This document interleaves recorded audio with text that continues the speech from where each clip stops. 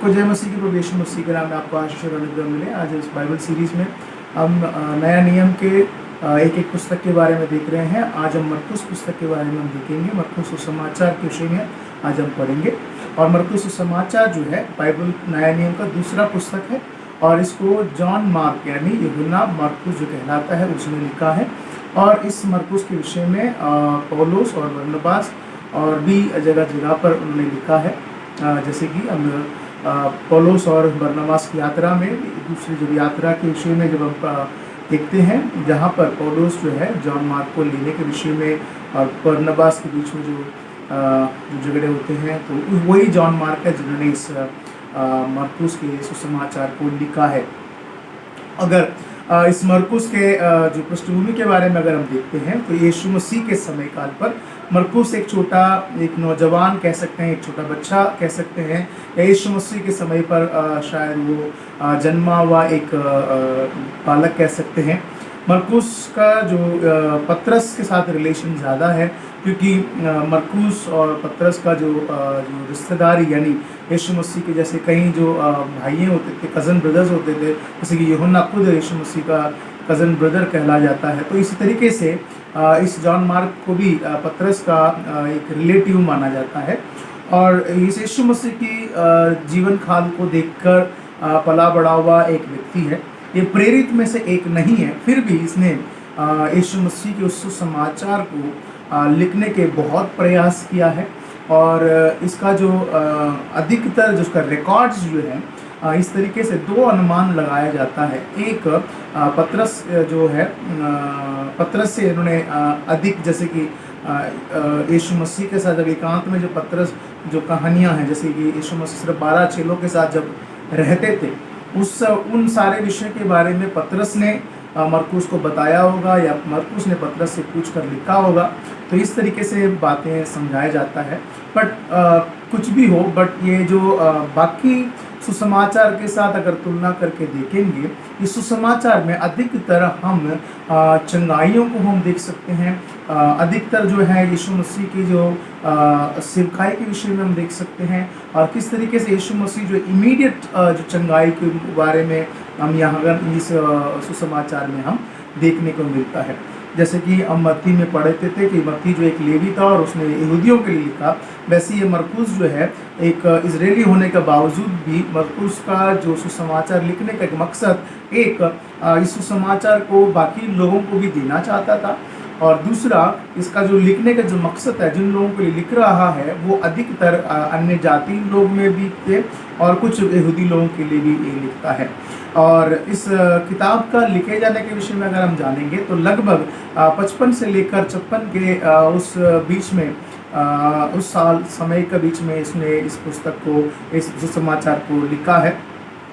और जैसे कि मैंने कहा कि इसने उन अन्य जातीय लोगों के लिए और साथ में कुछ यहूदी लोगों के लिए भी इसने इस सुसमाचार को लिख कर दिया है, ताकि वो क्या करे, यीशु मसीह के बारे में वो पूरी एक कहानी को जान सके किस तरीके से हुआ है। और इसमें इनका जो लिखने का जो मुख्य उद्देश्य जो है, यीशु मसीह को दास के रूप में और प्रस्तुत करने के लिए था।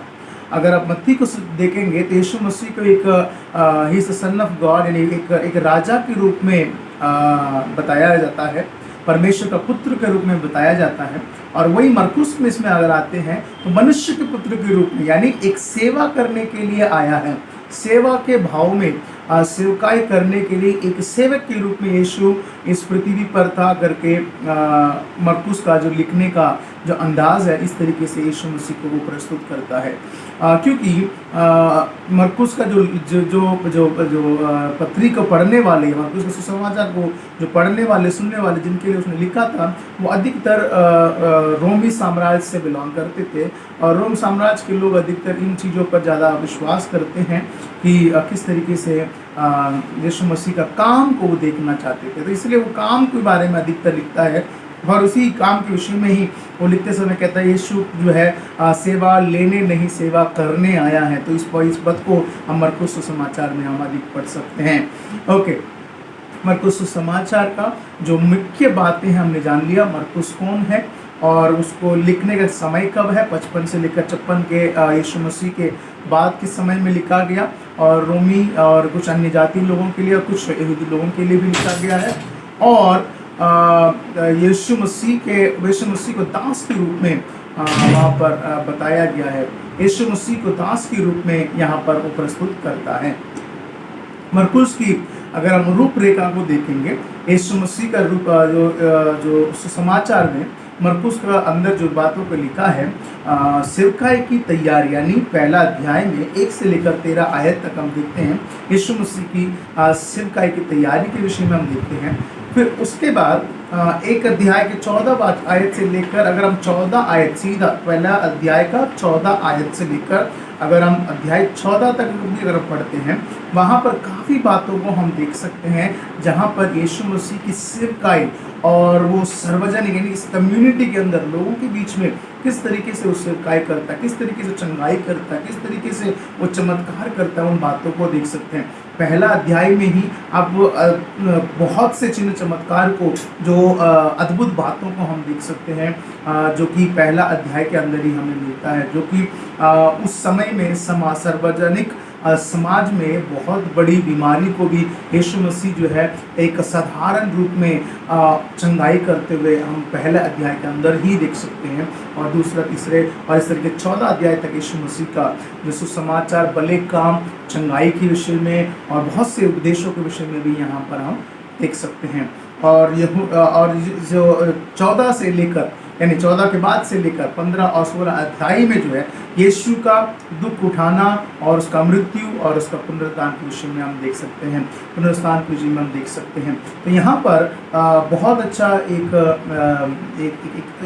ओवरऑल यीशु मसीह के ऊपर विश्वास करने के लिए बहुत से उदाहरण, बहुत से चिन्ह चमत्कार, बहुत से ऐसी बातों से परमेश्वर ने जो यीशु मसीह के द्वारा किया था, यीशु मसीह ने संसार में जो किया था, उसके विषय में यहाँ पर हम पढ़ सकते हैं।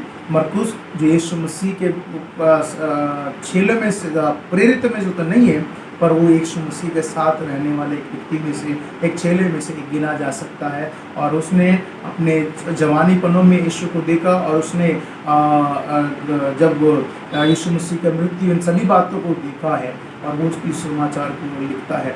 और सवाल ये उठता है कि सुसमाचार को हम ऑथेंटिसिटी यानी उसका अधिकार हम कैसा दे सकते हैं, क्योंकि इसमें अधिकतर बातें जो है पत्रस के द्वारा, यानी पत्रस से भी कई इंफॉर्मेशन उन्होंने कलेक्ट किया है। तो इस कारण इस सुसमाचार को अंगीकारित रूप में इसको बाइबल के अंदर दिया गया है।